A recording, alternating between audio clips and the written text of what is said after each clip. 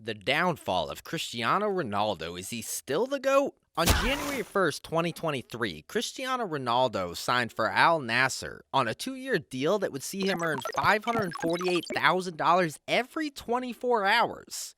It became the highest contract that football had ever seen. Despite the money, the Saudi Arabian club wasn't Ronaldo's first choice. It was reported that the veteran striker had been offering himself to every top club in Europe, including Eintracht Frankfurt, in the hopes of returning to the Champions League. As you guessed it, nobody wanted him, even though he offered to take a huge pay cut. For a player that's won every trophy available, bar the World Cup, scored countless goals, and sits amongst the greatest players of all times, why didn't anyone in Europe want him? In this video, we dive deep into Ronaldo's downfall by examining his departure from Real Madrid, his time at Juventus, and how affairs imploded at Manchester United. Be sure to like this video, subscribe to the channel, and hit the notification bell for more football updates. Leaving Real Madrid. The transfer of Cristiano Ronaldo from Real Madrid to Juventus in 2018 caught many off guard, especially given his previous statement of wanting to end his career at the Santiago Bernabeu. Ronaldo was a crucial player for Madrid, leading them to 4 Championship League titles and becoming the club's all-time top scorer with 450 goals.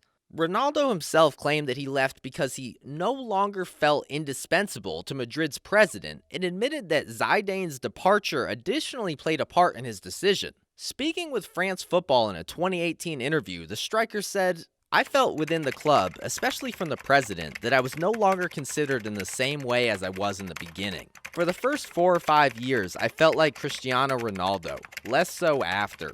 The president looked at me in a way that suggested I was no longer indispensable, if you know what I mean. That is what made me think about leaving." The Portuguese forward later expressed that Juventus showed a stronger desire to have him on their team. Still, it was suggested by many reputable sources that there was more to fall out. One claimed that Ronaldo requested a pay raise following the team's 2018 Champions League triumph, and he had concerns about Neymar's potential arrival as a replacement. As former Real Madrid president Ramon Calderon explained to Radio Villa Trinidad, Cristiano asked for a raise after winning the Champions League and Florento denied it. Cristiano also got angry because he heard that Madrid would be willing to pay a lot of money for Neymar. Florento told him that if he brought in a check for 100 million euros, he would let him go, and that's how it was. Of course, Ronaldo quickly came out to dispel these rumors and claimed that, "If it had all been about money, I'd have moved to China, where I would have earned 5 times as much than here at Juventus or at Real. I did not come to Juve for the money. I earned the same in Madrid, if not more." This makes sense as it's reported that Ronaldo made a large chunk of his salary from his sponsorship with Nike, which totals $20 million per year, and from his Instagram, where he earns an eye-watering $2,397,000 per post. This blows his last €365,000 per week contract at Real Madrid out of the water. Whatever the reason was, many have questioned whether he made the correct decision. Underachieving at Juventus. When Cristiano Ronaldo joined Juventus 3 years ago, it was a momentous occasion for the club. As the man who had previously tormented them in the Champions League, he was expected to bring them success and end their 22-year drought in the competition. Whether Ronaldo's time at Juventus was a success on the pitch is subjective. While he did score 101 goals in 134 games in all competitions, his signing wasn't solely to win Serie A or the Coppa Italia, as those trophies had already been won by those who had come before him. However, it was unrealistic to expect Ronaldo alone to win the Champions League for Juve. Some would argue in contrary, pointing to the old lady's comeback in the second leg of the round of the 16 match against Atletico Madrid in March 2019, which is likely to be seen as Ronaldo's best moment with Juventus, as he led the team to overcome a 2-goal deficit with his sheer determination. However, the team's performances in the Champions League during his time there were disappointing, as they were eliminated by Ajax, Lyon, and Porto, which was not what either Ronaldo or the club had anticipated. Even if you concede that Ronaldo couldn't do it alone, the player also presented a challenge on the field in terms of accommodating his style of play. Allegedly, Allegri advised Agnelli to sell Ronaldo as he was leaving in 2019, and even Sarri encountered the same issues when he was brought in as a systems coach. Sarri requested that Ronaldo play as a false 9 in his 4-3-3 system, but Ronaldo reportedly refused. Pirlo also had difficulty utilizing Ronaldo effectively. During his 3 seasons at Juventus, particularly in the last 2, there was a noticeable absence of coherence and flow in the team's play. It appears the club was attempting to appease Ronaldo while also playing an attractive style of system-based football that would impress neutrals. The outcome was a disjointed team that relied on individual moments of brilliance to win games. In defense of the former Manchester United forward, the frequent changes in coaches, players, and tactics at Juventus didn't benefit him. During his time at Real Madrid, Ronaldo formed a highly successful partnership with Karim Benzema. In contrast, at Juve, Ronaldo played alongside different types of strikers such as Mandzukic, a returning Higuain, and finally Alvaro Morata in his last season. This gave the impression that Juventus was experimenting with various options to find the best fit.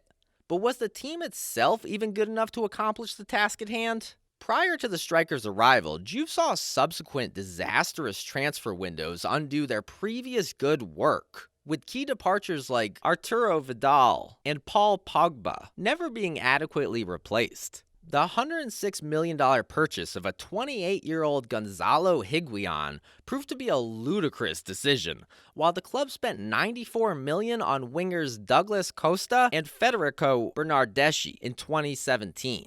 Additionally, Juve's purchase and subsequent sale of Joao Cancelo after only 1 season, as well as selling Leonardo Spinazzola to Roma, proved to be costly decisions. Signing Aaron Ramsey and Adrian Rabiot as free agents and offering them massive salaries also proved to be questionable moves. As a result, at the beginning of his second season at Juventus, the team's squad had become cluttered and unbalanced mess due to a series of errors made by sporting directors Beppe Marotta and Fabio Pratisi. The midfield was particularly weak, with crucial gaps left unfilled. Players like Emre Can and Blaise Matuidi were brought in as temporary solutions. The rest of the team were aging at an alarming rate despite performing well in the Champions League in previous seasons. Although Ronaldo's presence had its own challenges, the team's shortcomings were not solely due to him. The club's chronic mismanagement over the past 5 years hindered their ultimate goal. According to Fabio Capello's recent comments in La Gazzetta dello Sport, Ronaldo had lost faith in the Juventus project. At 36 years old, his chances of winning a 6th Champions League title were dwindling, and it was clear that he wouldn't achieve it with Juventus. Ultimately, the club were content to remove Ronaldo from the club's payroll as his salary of $36 million per season was placing a heavy burden on the club's dwindling revenue in its current pandemic environment. Cristiano Ronaldo's last match for Juventus can be seen as a microcosm of his time at the club. He came off the bench to score a late goal against Udinese with a classic header to roaring celebrations, but the goal was later disallowed by VAR and the game ended in a disappointing 2-2 draw. This epitomized his 3-year stint as he arrived with a bang but left in a fizzle. A legacy destroyed? When Ronaldo departed from Manchester United in 2009, he was on the cusp of stardom. However, upon his return to the club, he was already a legendary figure in the sport. For United fans, it felt even sweeter as they piped their rivals Manchester City to their club legends signing. Despite United's strong start to the season, it was believed that Ronaldo would provide the team with a much-needed attacking boost. The veteran striker subsequently made his debut 11 days after signing for the club on August 31st, 2021, and boy was it spectacular. In his first game back, Ronaldo scored in first-half stoppage time to give United a 1-0 lead against Newcastle. He then scored another goal to restore United's lead just 6 minutes after Newcastle had equalized. The 4-1 victory gave United fans hope that the team could achieve something special that season. Ronaldo also played a crucial role in United's Champions League campaign. In their second match against Villarreal, Mr. Champions League scored a winner in injury time. What a fitting way to mark a record-breaking 178th appearance in the Champions League that saw him surpass former teammates like Casillas. In addition to this, he secured a 3-2 win against Atalanta by scoring a late goal, and in their next encounter with Atalanta, he scored another late goal to earn a 2-2 draw.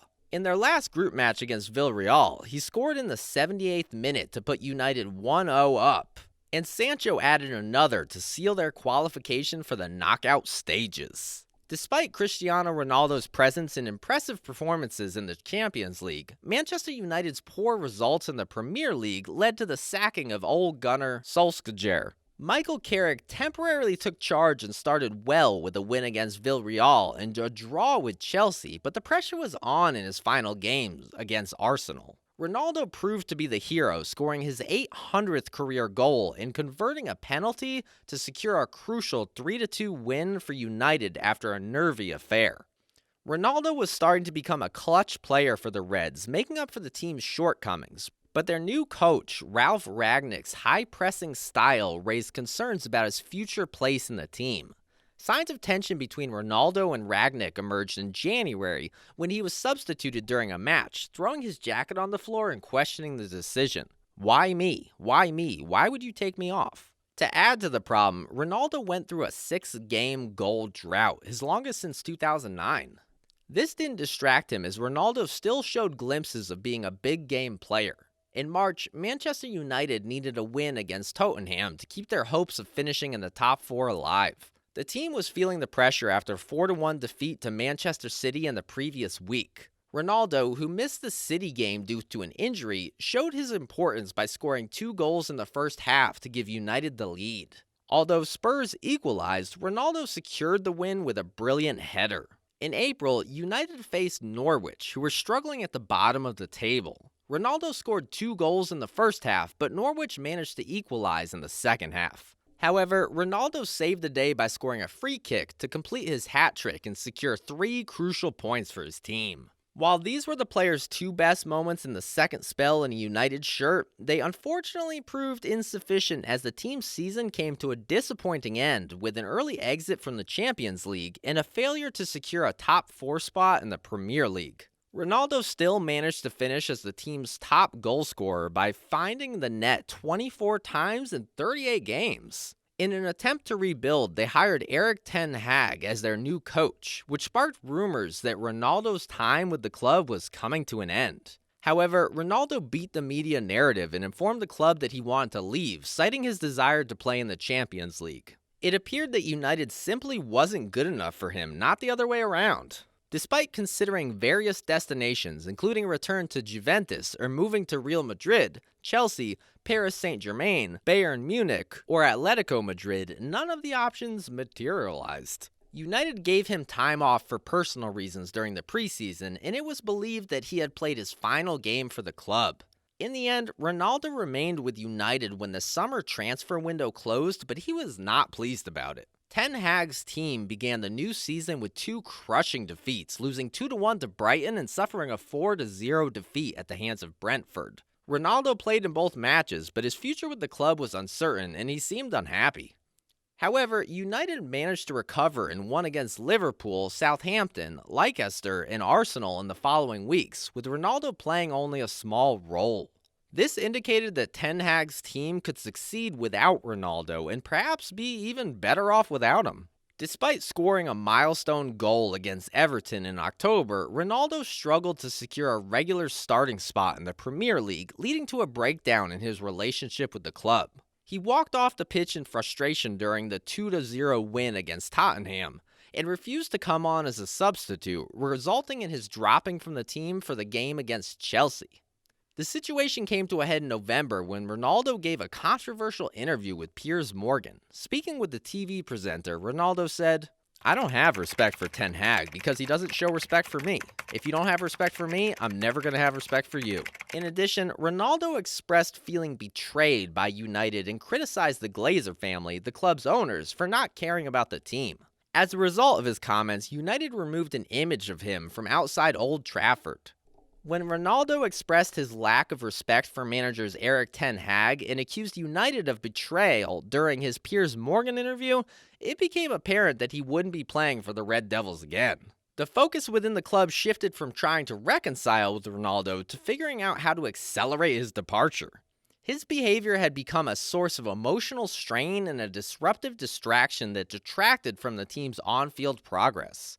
Manchester United released a brief statement on Thursday afternoon announcing the end of Cristiano Ronaldo's second stint with the club. There was no triumphant send off, no fairy tale conclusion, and no emotional goodbye to the raucous Old Trafford crowd who had long adored him. A very anticlimactic ending to such an illustrious career at Manchester United and in Europe. In the end, Ronaldo's career as we know it came to an unfortunate end at the same club in which he made his name. Do you believe Ronaldo's legacy has been destroyed, or is there still time for him to come back at the ripe age of 38 years old? Let us know in the comments below, and don't forget to like the video, subscribe to the channel, and ring the notification bell to keep updated on football-related content.